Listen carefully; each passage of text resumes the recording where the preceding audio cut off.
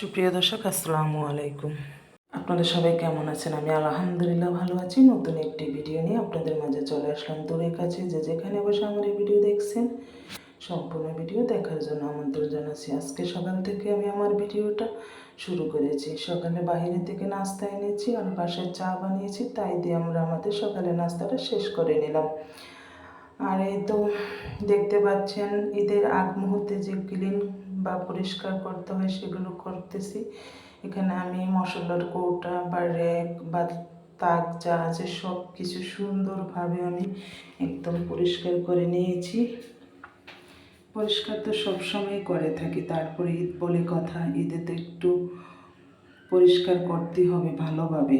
তো এই তো ভালোভাবে পরিষ্কার করে নিয়েছি। চুলাগুলোকে আমি অবশ্য আমার ডেলি 3-4 বারের উপরেও মোছা হয়। যতবার আমি রান্না করি ততবারই চুলা আমি পরিষ্কার করি।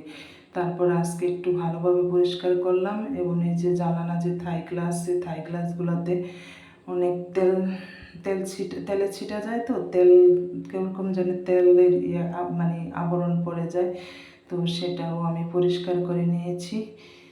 আর এই যে ফ্যানগুলো আমি সব পরিষ্কার করে নিয়েছি। সবগুলো কাজ আমি অফ ক্যামেরায় করে নিয়েছি। তারপরে যে টিভিটাকে আমি ভালোভাবে গ্লাস ক্লিনার দিয়ে একদম ক্লিন করে নিয়েছি। সব কিছু মোটামুটি আমি পরিষ্কার করে নিয়েছি। জানালার পর্দাগুলো আগে থেকে খুলে আমি ধুয়ে শুকিয়ে এনেছি এবং এই যে বিছানার চাদরটাও আমি চেঞ্জ করে নিয়েছি। সব কিছু মোটামুটি আমি পরিষ্কার করে নিয়েছি। তো যারা এখন পর্যন্ত আমার ভিডিওটি দেখতেছেন, এখনও একটি লাইক দেননি, অবশ্যই একটি লাইক দিয়ে যাবেন। আপনাদের একটি লাইক অনেক মূল্যবান। আপনাদের একটি লাইক আমাকে অনেক দূর এগিয়ে নিয়ে যাবে।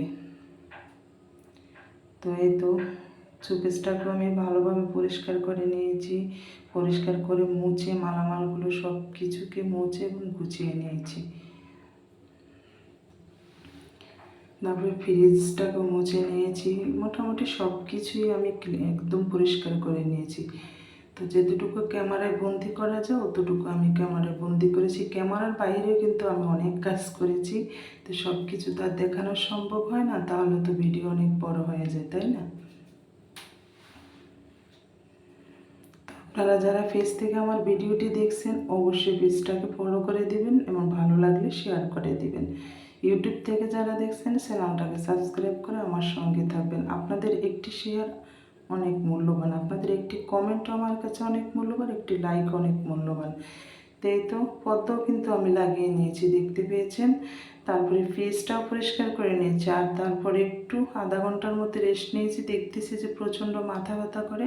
তারপরে তো চা বানিয়ে নিয়েছি বিকেলবেলা।